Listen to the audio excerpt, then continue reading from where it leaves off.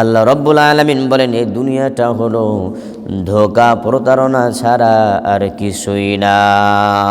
এই জন্য রব্বুল আলামিন বলেন ওয়ামাল হায়াতুদ দুনিয়া ইল্লা মাতাউল গুরুর। এই দুনিয়াটা হলো প্রতারণা ধোঁকার জায়গা। এই দুনিয়াটা আপনি ঘুমালেও পার হয়ে যাবে, শেষ হয়ে যাবে। আপনার এই জীবনটা কাজকর্ম করলেও শেষ হয়ে যাবে। আপনার আমার কখন এই জীবনটা চলতে চলতে জীবনটা মুখ থুবড়ে পড়ে যাবে আমরা কিন্তু ঘূর্ণাক্ষরেও চিন্তা করতে পারবো না। যেই সন্তানের জন্য, যেই পরিবার পরিজনের জন্য আমরা নিজেকে মনে করতেছি আমি যদি পৃথিবীর মাঝে না থাকি আমার সন্তান কি খাবে, তার ভরণ পোষণের ব্যবস্থা কে করে দিবে, এই চিন্তায় কিন্তু আমরা অস্থির হয়ে আছি। আমার স্ত্রীর কি দশা হবে, আমার মা বাবার কি অবস্থা হবে, আমি এই চিন্তায় বিভোর হয়ে তাদের চিন্তা করতে করতে কখন যে আমি নিজের কবরের যাত্রী হয়ে যাব, কবর দেশে চলে যাব, নিজের চিন্তার ফুরসত আমার জীবনে নাও ঘটতে পারে। আমাদের জীবন কিন্তু চলে যাচ্ছে, আমাদের জন্য কেউ কিন্তু নির্ভরশীল না। যাদের চিন্তায় আমরা মুহ্যমান হয়ে গেছি তারাও কিন্তু আমাদের উপর নির্ভরশীল না।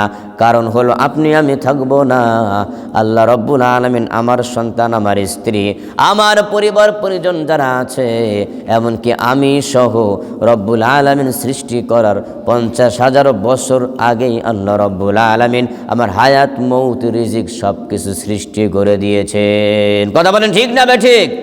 এই জন্য আমরা হয়তো মনে করতেছি যে আমি ছাড়া হয়তো পৃথিবীটা অচল, আমার পরিবার পরিজন অচল, কিন্তু না, কার ভাগ্য কোথায় গিয়ে দাঁড়ায় এটা আমরা কেউ বলতে পারে না। এটাই হলো চিরন্তন বাস্তবতা, এটাই হলো ইউনিভার্সাল ট্রুথ, এটাই মানতে হবে।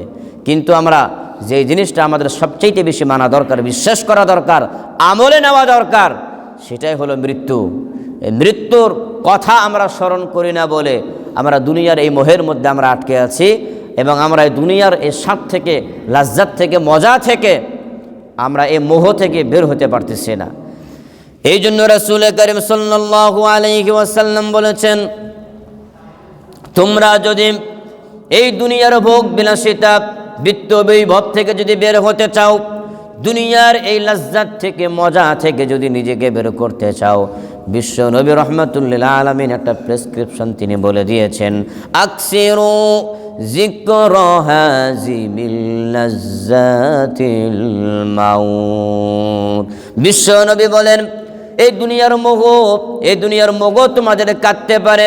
যেই ফর্মুলা, যেই নীতি, যেই পদ্ধতি অবলম্বন করলে তোমাদের দুনিয়ার মোহটা কেটে যাবে।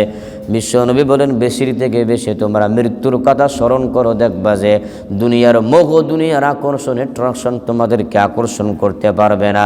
দুনিয়ার স্বাদের মধ্যে তোমরা ডুবে থাকতে পারবে না। এই মৃত্যুর স্মরণ তোমাদেরকে দুনিয়ার মোহ থেকে বের করে নিয়ে আসবে।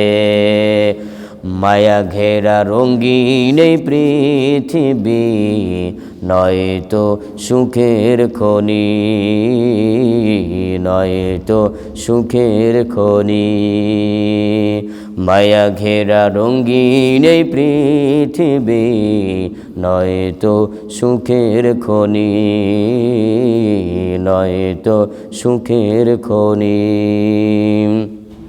জান্নাত চির সুখের ঘর, জান্নাত চির সুখের ঘর যদি জানতে ওগো তুমি।